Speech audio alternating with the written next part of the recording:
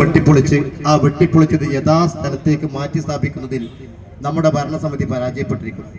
അതിന്റെ പ്രധാന കാരണം ജൽജീവൻ മിഷന്റെ കോടീശ്വരനായ കരാറുകാരനും ഭരണസമിതിയും തമ്മിൽ ഉണ്ടാക്കിയിട്ടുള്ള പിന്നാമ്പുറ അഴിമതിയുടെ ഭാഗമാണ് ഈ കാര്യം അവർക്ക് ചെയ്യാൻ സാധിക്കാത്തതെന്ന് എല്ലാവർക്കും അറിയാം.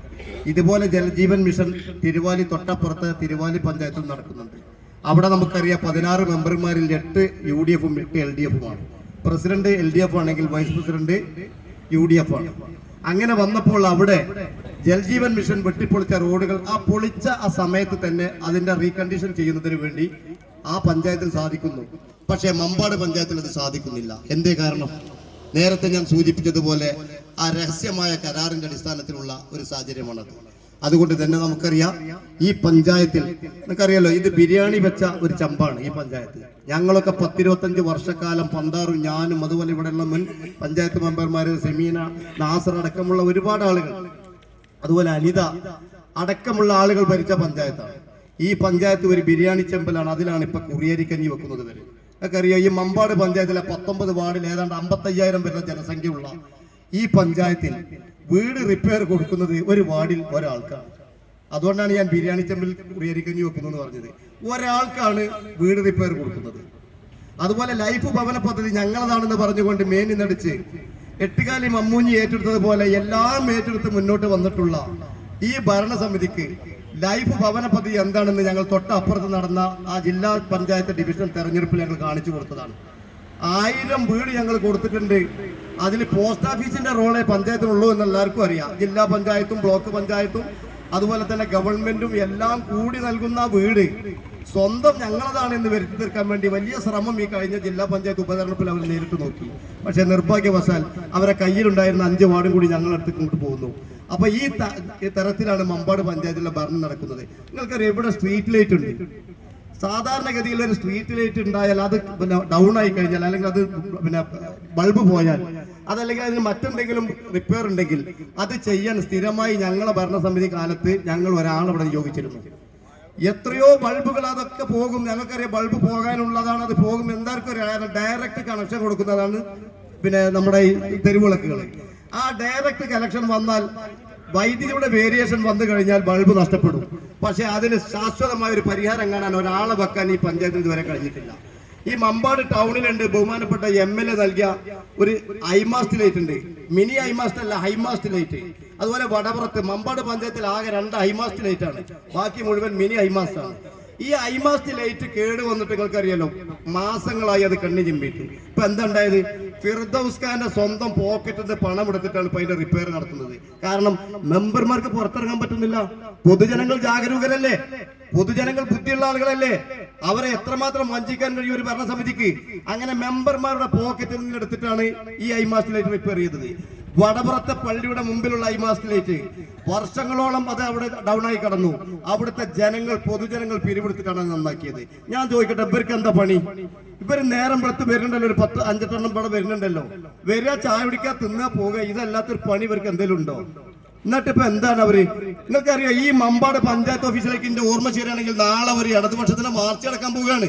അതിന്റെ ദുര്യോഗങ്ങൾ മനസ്സിലാക്കണം. KSKTU മാർക്സിസ്റ്റ് പാർട്ടിന്റെ തലതൊട്ടപ്പൻ ഒരു പോഷക സംഘടനയാണത്. പോഷക സംഘടന പോലും മമ്പാട് പഞ്ചായത്തിലേക്ക് മാർച്ച് നടത്തണമെങ്കിൽ എത്രമാത്രം നിരുത്സാഹവും ദൗർഭാഗ്യകരമാണ് ഇവിടുത്തെ ഭരണം എന്നുള്ളത് നമ്മൾ മനസ്സിലാക്കണം.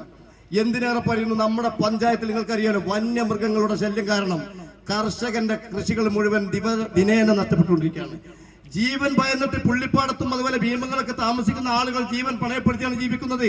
നമുക്കറിയാം, ഞങ്ങളുടെ കാലഘട്ടത്തിൽ അത്തരം ഒരു പ്രതിഭാസം ഉണ്ടായപ്പോൾ അവിടെ ഫെൻസിംഗ് സമ്പ്രദായം ഏർപ്പെടുത്താൻ ജില്ലാ പഞ്ചായത്തിനെയും ഗവൺമെന്റിനെയും ഉപയോഗപ്പെടുത്തിക്കൊണ്ട് ഞങ്ങൾ ഫെൻസിംഗ് നടത്തിയിരുന്നു. ഫെൻസിംഗ് നടത്തിയ കാലം നമുക്കറിയാലോ, ഏതാണ്ട് 10 കൊല്ലം മുമ്പാണത്.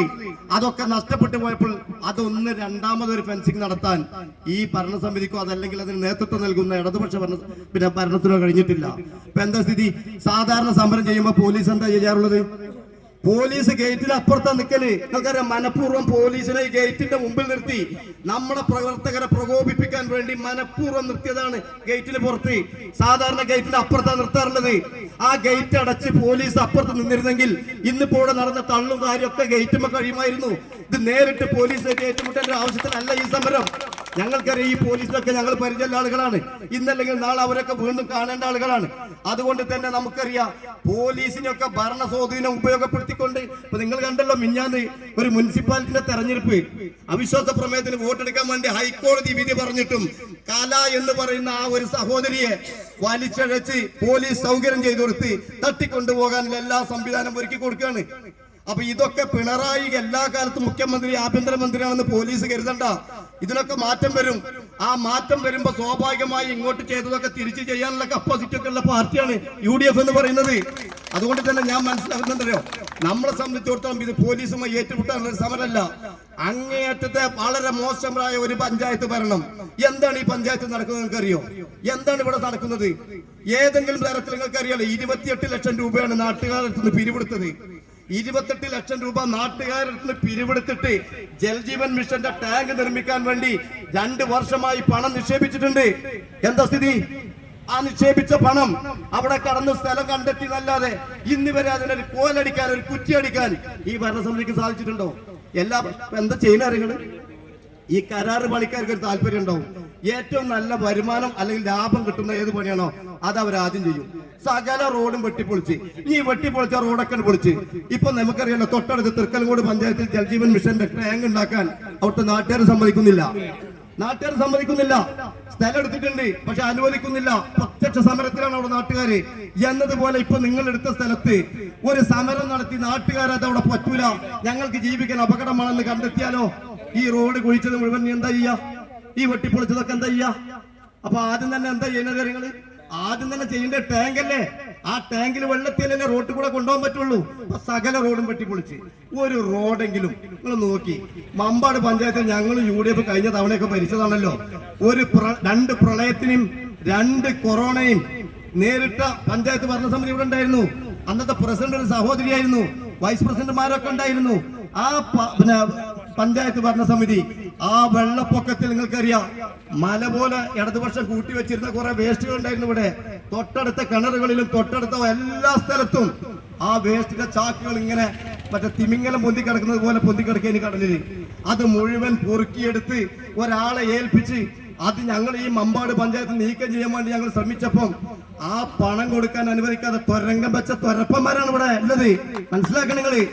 ഒന്നും ചെയ്യൂല, പുല്ലുട്ടി കെട്ടിയ പട്ടിയെ പോലെ. പുല്ല് തിന്ന പട്ടി ഇല്ല, എന്നാ പുല്ല് തിന്നണോലായിരിക്കോ അതിനും അനുവദിക്കില്ല. അപ്പൊ ബാവും നിറഞ്ഞു ചാടും. ഇതാണ് മമ്പാട് പഞ്ചായത്തിലെ ഇപ്പോഴത്തെ ഭരണം. അതുകൊണ്ട് ഞങ്ങളിതാ പറയുന്നു, ഈ മാർച്ച് ഇത് ഞങ്ങളെ പ്രധാനപ്പെട്ട വർക്കേഴ്സ് മാത്രം ഉപയോഗപ്പെടുത്തി നടത്തുന്ന ഒരു മാർച്ചാണ്. ഈ ഞങ്ങളെ UDFന്റെ ശക്തി എന്താണെന്ന് ഞങ്ങൾ കാണിച്ചു തരണമെങ്കിൽ ഞങ്ങൾക്ക് ആണെങ്കിൽ ഇനിയും അടുത്ത പരിപാടി ഞങ്ങൾ കാണിച്ചു തരാം. ഒരു കാര്യങ്ങൾ മനസ്സിലായിക്കോളി, തെറ്റ് തിരുത്തി മുന്നോട്ട് പോയി ഈ ഭരണം മുന്നോട്ട് കൊണ്ടുപോകാൻ നിങ്ങൾക്ക് താല്പര്യമില്ലെങ്കിൽ അതിന് അതിശക്തമായ രീതിയിലുള്ള സമരമുറകൾ പോരും. അപ്പൊ ചിലപ്പോ ഈ 10-30 പോലീസുകാരൊന്നും പോരെയില്ല. ഈ പോലീസുകാരെ സംബന്ധിച്ചുള്ള നമുക്കറിയാം, നല്ല ക്ഷീണത്തിലാണ് അവർ. ഇന്നലെ ഉറപ്പൊഴിച്ച് കാണണം, നിലമ്പൂർ പാട്ട് നടക്കുന്ന സമയമാണ്. ഈ സമയത്ത് അവർ ഇന്ന് രാത്രി പകൽ ഉറങ്ങേണ്ട ആളുകളൊക്കെ ഈ കൂട്ടത്തിൽ നിൽക്കുന്നുണ്ട്. ഞങ്ങൾ അതൊക്കെ മതിക്കുന്നുണ്ട്. നിങ്ങളെ എല്ലാ പ്രയാസങ്ങളും ഞങ്ങൾ കണക്കിലെടുക്കുന്നുണ്ട്.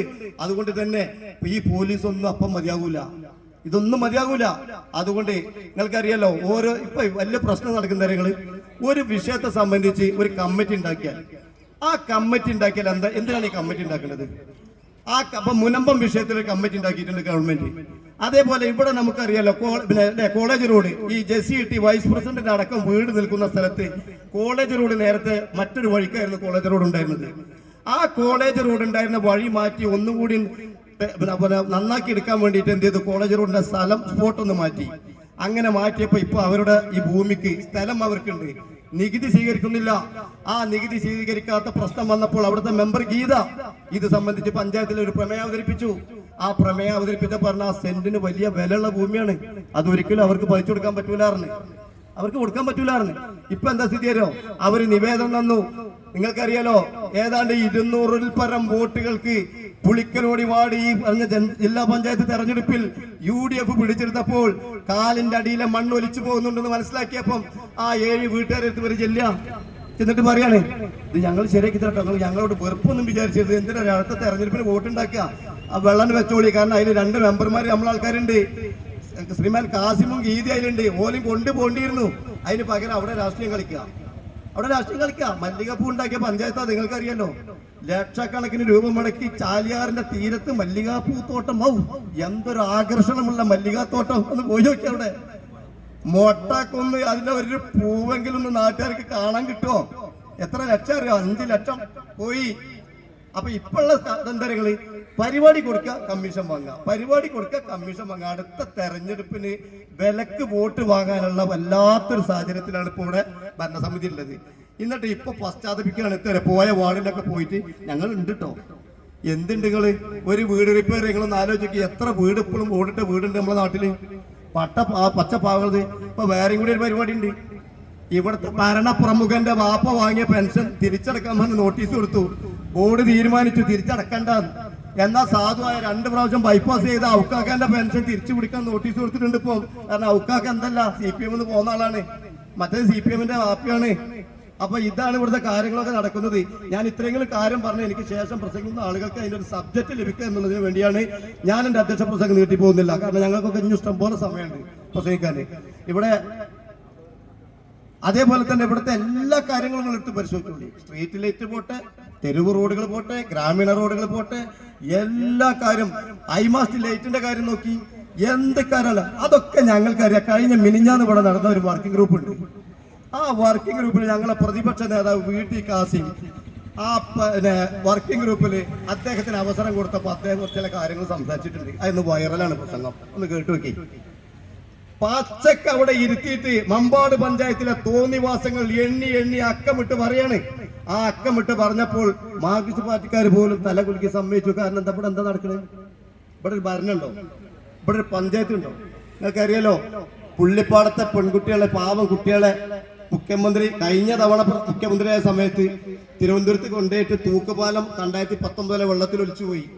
ആ തൂക്കുപാലം തരാൻ വേണ്ടി ഇവിടെ നാടകം ഒപ്പിച്ചിട്ട് മുഖ്യമന്ത്രി, അല്ലാതെ മര്യാദയ്ക്ക് മുഖ്യമന്ത്രി ഒരാൾക്ക് എല്ലാം പറ്റൂല.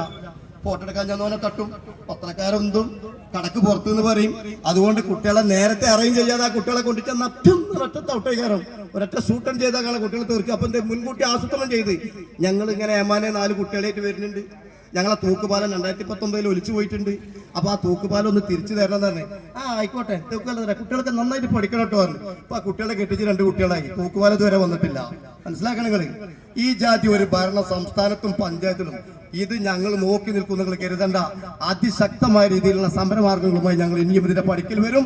ഞാൻ എന്റെ അധ്യക്ഷ പ്രസംഗം ഇൻഷാ അല്ലാഹ് മറ്റൊരു പരിപാടിയിലേക്ക് മാറ്റിവെക്കുകയാണ്.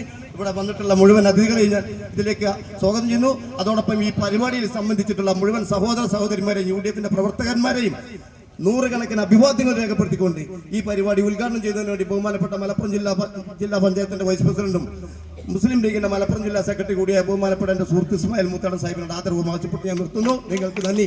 ജയ് UDF.